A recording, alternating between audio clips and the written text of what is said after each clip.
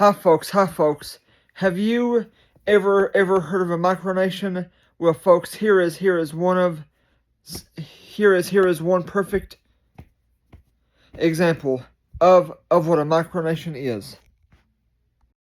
In 1967, Paddy Roy Bates claimed a 550 square meter World War II sea fort in the North Sea as his own country. He called it Sealand, gave it a flag, a motto, and crowned himself Prince Roy. Just a rusting platform off the UK coast, but it still claims independence, with its own currency, passports, and even a national anthem. Never officially recognized, but never conquered either. Ever heard of Sealand? It might be tiny, but it's one of the world's strangest nations.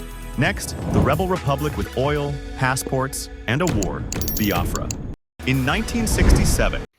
Now, folks, you have heard one example, but I just have one more.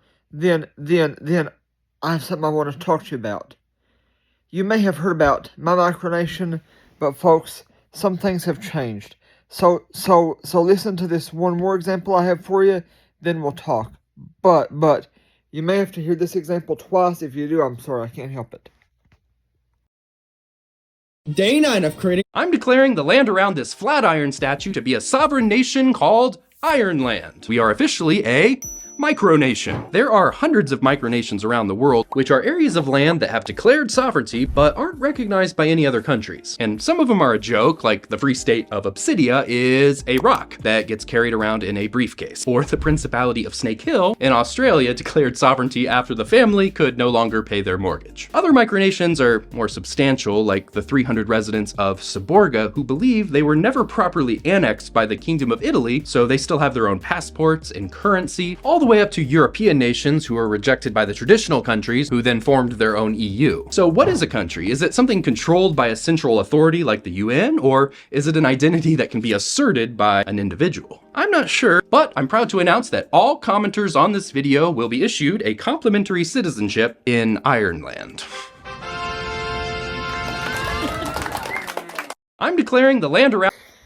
So folks, you have heard two wonderful examples of a micronation. So now, folks, you have probably heard of the micronation that I made, which was originally named Tobuz, but folks, I have changed its name to 1 second.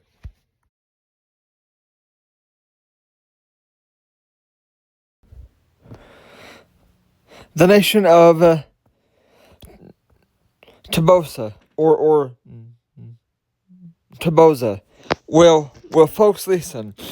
In my previous videos, I told you repeatedly, if you did not come to the Clubhouse app and join the house on Clubhouse, you can no longer be a citizen. Well, folks, I told you if you don't join the Clubhouse house, you're not a citizen. Well, folks, now things have changed slightly. 1 second. Where is the... So, folks... Whoops, I did not mean to do that. So folks, if you now come to Facebook, I made a Facebook page by the same name.